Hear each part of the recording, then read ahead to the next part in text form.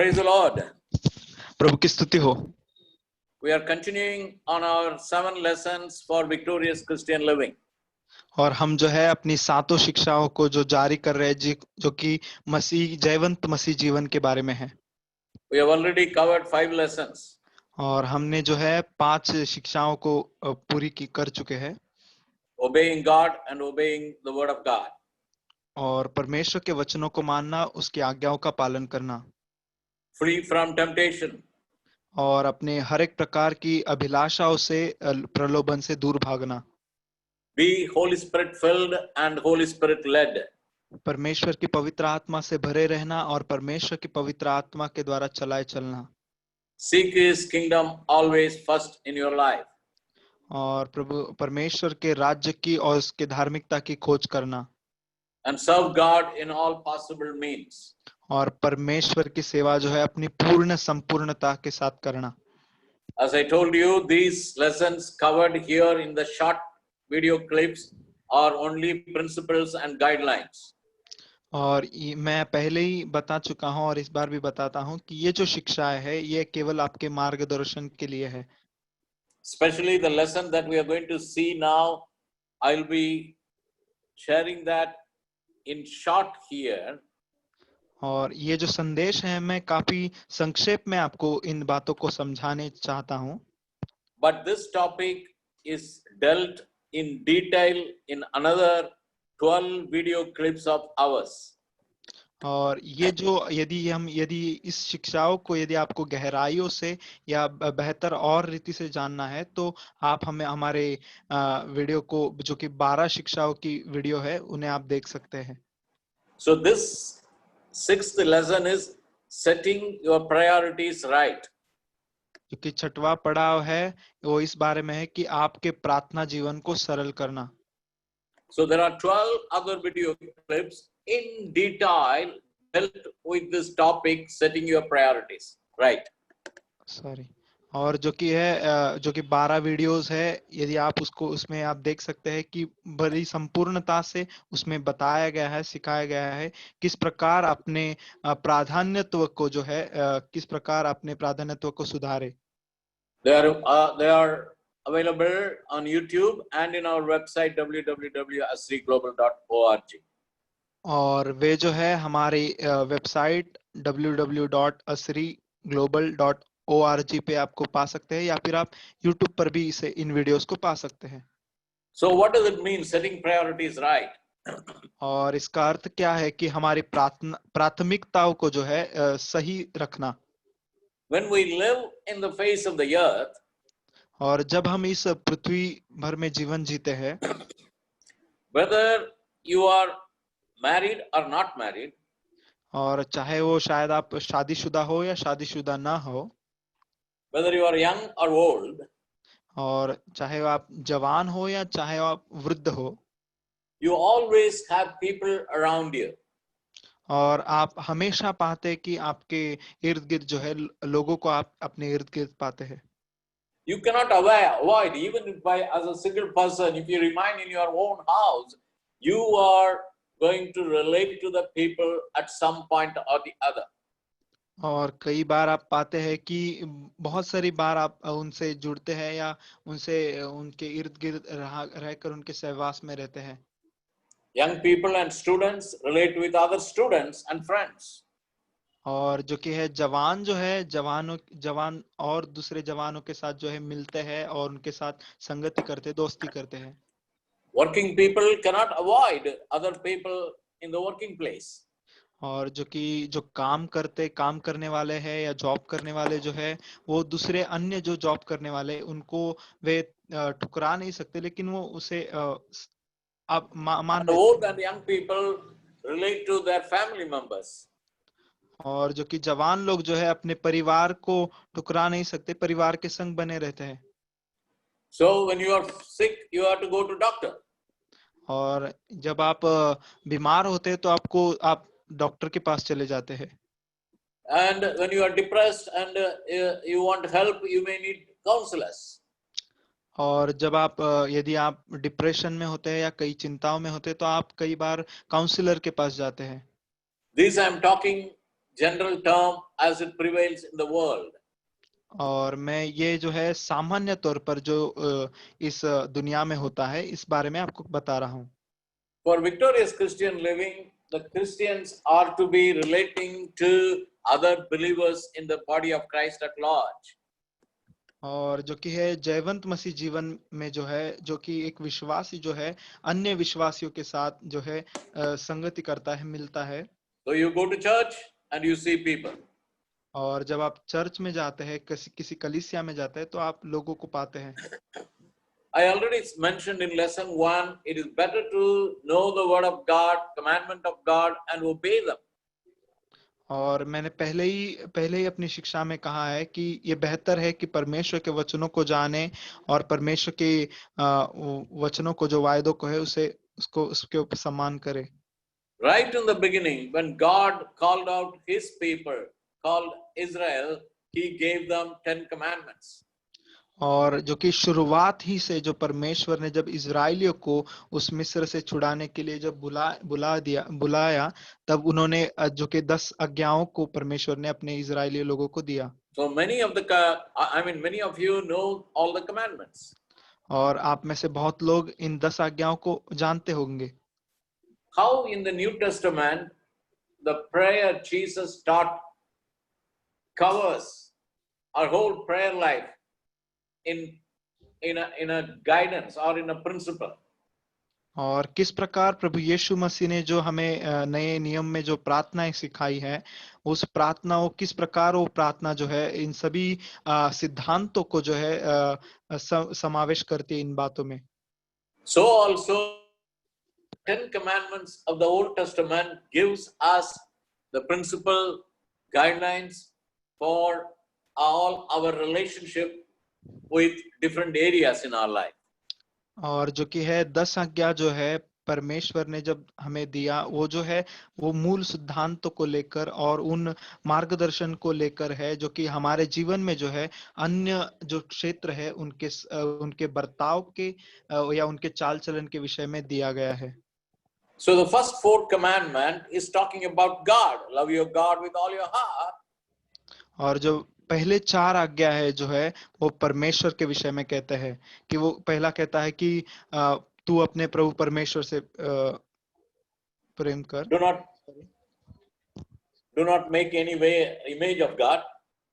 और कोई परमेश्वर के सम्मुख मूर्ति न बनाना, परमेश्वर के लिए मूर्ति न बनाना। Do not take the Lord's name in vain. और परमेश्वर का नाम जो है व्यर्थ में न लेना। And then observe the Lord's day, the Sabbath. और जो कि परमेश्वर का सब जो दिन है वो पवित्र जानना, सब्बात। That's talking about your relationship with God. और ये जो है परमेश्वर और आपके रिश्तों के बारे में कहा गया है। नहीं, your रिश्ता with Parmeshwar, your relationship with God. आपका रिश्ता जो कि परमेश्वर के साथ किस प्रकार होना है इसके विषय में वे कहता है। And we know the 5th commandment. और हम जानते हैं जो कि 5वीं आज्ञा है। Honor your father and mother. और कहता है कि आप अपने माता पिता का आदर कर। So that talks about your relationship with your family members. और ये जो है आपके पारिवारिक रिश्तों को जो है पारिवारिक रिश्तों के बारे में कहता है। So everyone is born of a woman and a man. Sorry. Every single being is born of a woman and a man. और जो कि है हर एक जो मनुष्य है या हर एक जो जीव है वो एक जो स्त्री और पुरुष के द्वारा जन्म पाया है। Whether the test tube babies are successful in production or not, but still it is combination of the sperm of the man and the woman. और यदि वो टेस्ट ट्यूब बेबी है या फिर कोई भी और चीज है वो केवल जो है एक स्त्री और पुरुष के संग होने के द्वारा ही पैदा होता है। Your DNA establishes to which family you belong to. और जो आपकी जो डीएनए है उसकी रचना जो है वो उसे दर्शाया जाता है कि आप किस परिवार से अब नाता रखते हो, ताल्लुकात रखते हो। So to the unmarried young people, the parents and the siblings are the family. और जो कि जो जो जवान ऐसे होते हैं जो शादी नहीं किए हुए होते हैं, तो जो विवाह नहीं, जिनका विवाह नहीं हुआ है, वो उनके लिए जो है उनके भाई और उनके या उनके बहन या उनके जो माता पिता है उनका परिवार है। And for the husband, the family is the wife and the children. और जो कि पति के लिए, जो कि पति होता है उसके लिए अपनी पत्नी और अपने बच्चे जो है उसका परिवार है। For the wife, the husband and the children. और जो कि एक पत्नी के लिए जो है अपने बच्चे और अपने पति जो है उसका परिवार है। For grandparents like me, my children and my children's children. और जो कि यदि मेरे तरह यदि कोई वृद्ध व्यक्ति हो तो उनके लिए जो है उस आप मेरे मेरे बच्चे और मेरे बच्चों के बच्चे जो है वो मेरा परिवार है। Then the extended families talk about, if you are married, your brothers and sisters, your cousins, next relation, a little near relation, far relation. और जब यदि आप विवाहित होते हैं तो उसके बाद जो है आपके बहुत सारे रिश्ते होते हैं, या आपके कजिन्स होते हैं, या आपके बहुत सारी जो है जो कि रिश्ते और नाते जुड़ते जाते हैं, बढ़ते जाते हैं। So our relationship with our family members becomes the second priority. और जो कि है हमारी जो पारिवारिक जीवन को जो है, या पारिवारिक जीवन किस प्रकार है, ये हमारी दूसरी प्राथमिकता है। So remember, relationship with God, first priority. और ये याद रखें कि किस प्रकार आपका जो रिश्ता है परमेश्वर के साथ कैसे रहना है, ये आपकी प्राथमिकता, पहली प्राथमिकता है। So relationship with your family members, second priority.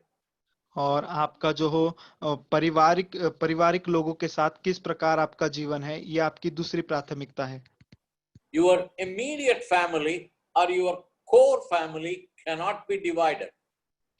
और आपकी जो मूल परिवार जो है वो कभी भी दुभागी नहीं जाती, या आपसे दूर की नहीं जाएगी। Whether all of them are saved or not saved, the promise of God is, if you believe in the name of the Lord, you will be saved and your household shall be saved.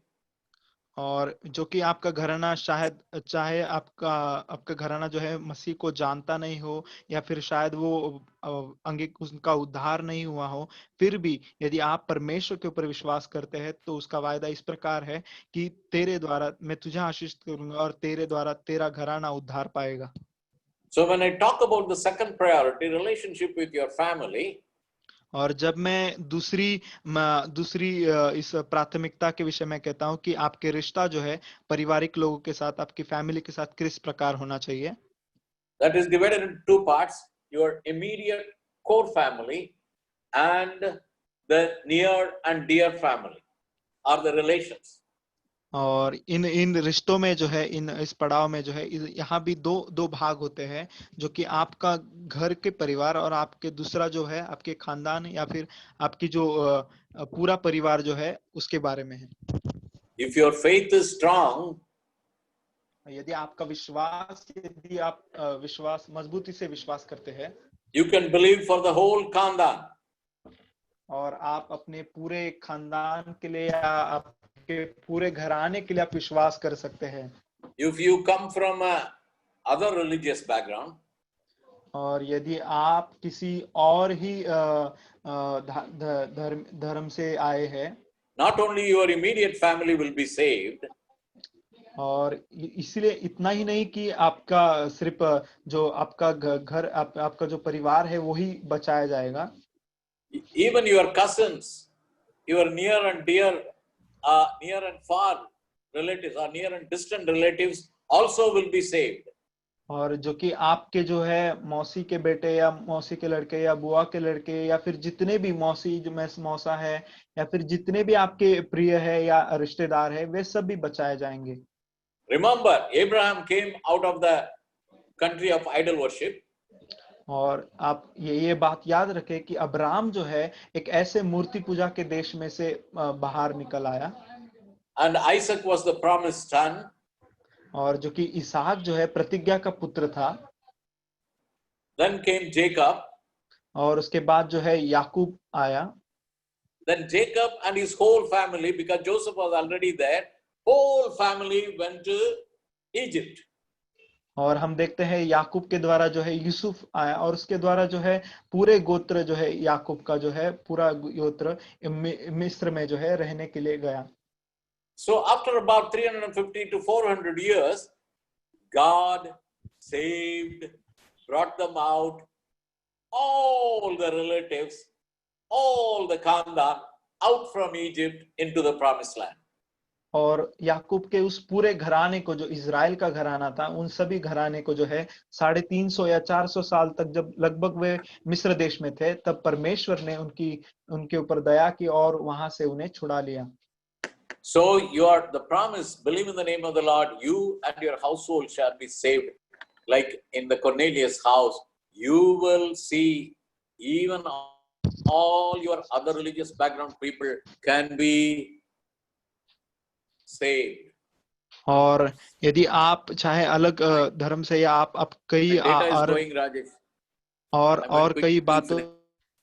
और कई बातों से होंगे तो आपका परिवार जो है या आपका घराना जो है उद्धार पाएगा। और यदि आप विश्वास में यदि बढ़ते जाए तो उन लोगों को भी आप बचा सकते हैं जो आपके आपके आपके आप दूसरे धर्म से अन्य धर्म से होते हैं। So relationship with your immediate family is the second priority. और आपका जो पारिवारिक नाता जो है जो कि आपके परिवार से कुटुंब से किस प्रकार है ये आपकी दूसरी प्राथमिकता है। Relationship with your distant relatives is the third priority. और आपके जो और घराने के जो लोग हैं खानदान के लोग हैं उनके साथ आपका व्यवहार कैसा है ये आपका तीसरा प्राथमिकता है। But your saved other believers, the saved believers in the family of God also come under the relationship in the third priority. और जो कि है आपके घराने में यदि और कोई विश्वासी हो तो वे भी जो है तीसरे पड़ाव में तीसरे भाग में आते हैं जो कि आपकी घराने के विश्वासी। Yeah, that is the family of God, the relationship with the family of God. और ये जो है परमेश्वर की परिवार के साथ जो है आपका रिश्ता बनाए रखें। And all the rest of the things in the world, whether it is your job, money, property, और बहुत दुनिया की बहुत और जो बातें हैं जो कि यदि आपका काम है या आपकी संपत्ति है and your relationship with them comes as the fourth priority. और उन लोगों के साथ जो है आपका जो व्यवहार है या आपका जो रिश्ता है वो जो है आपकी चौथी प्राथमिकता आती है। Yeah, so do not put money or property before family or before God. और अपनी संपत्ति को जो है अन्य लोगों में खर्च ना करे या उस अन्य लोगों में जो है न बांटे। Sometimes you put work first, job first, money first, earning first, and you go above your family, above God, and then you lose the family and you lose God and lose salvation. और कई बार ऐसा होता है कि हम जो है हमारी प्राथमिकता हमारे कामों को हमारी संपत्ति को अपने पैसों को बनाने में जुट जाते हैं। इसके कारण जो है हम अपने परिवार को और हमारे जो घराने को और हमारे परमेश्वर के ऊपर उन सभी प्राथमिकताओं को ठुकरा कर पैसों के पीछे भागते हैं। So set your priorities right. और हमें चाहिए कि हमें जो है प्राथमिकताओं के स्तरों को जो है ठीक से रचना है। Listen to all those 12 videos which are separately recorded in detailing this relationship. और उन सभी जो 12 वीडियोस को है आप देखें और उसको समझे कि जो कि आपको बहुतायत से आपको भरपूरी से आपको उसमें ज्ञान मिलेगा। Do not move away from the pattern of God. और परमेश्वर की योजनाओं से फिरे नहीं। Obeying God is better than everything else in the world. और परमेश्वर पर भरोसा रखना ये सबसे महत्वपूर्ण है। ये सबसे May बड़ी God bless प्राथमिकता you. और परमेश्वर आपको आशीष करे। May the Holy Spirit inspire you. और पवित्र आत्मा आपको उत्साहित करे। May He give you grace to obey this commandment of God. और परमेश्वर आपको अनुग्रह दे कि आप उस आज्ञाओं को माने। For victorious Christian living, ताकि आप जो कि मसीह जीवन जीना है we have to set our priorities right. और इसीलिए जरूरी है कि हम अपनी प्राथमिकताओं को जो है सही ढंग से सही स्तर के अनुसार रखें। May God bless you. Amen and amen. परमेश्वर आपको आशीष करे। आमीन आमीन। Okay.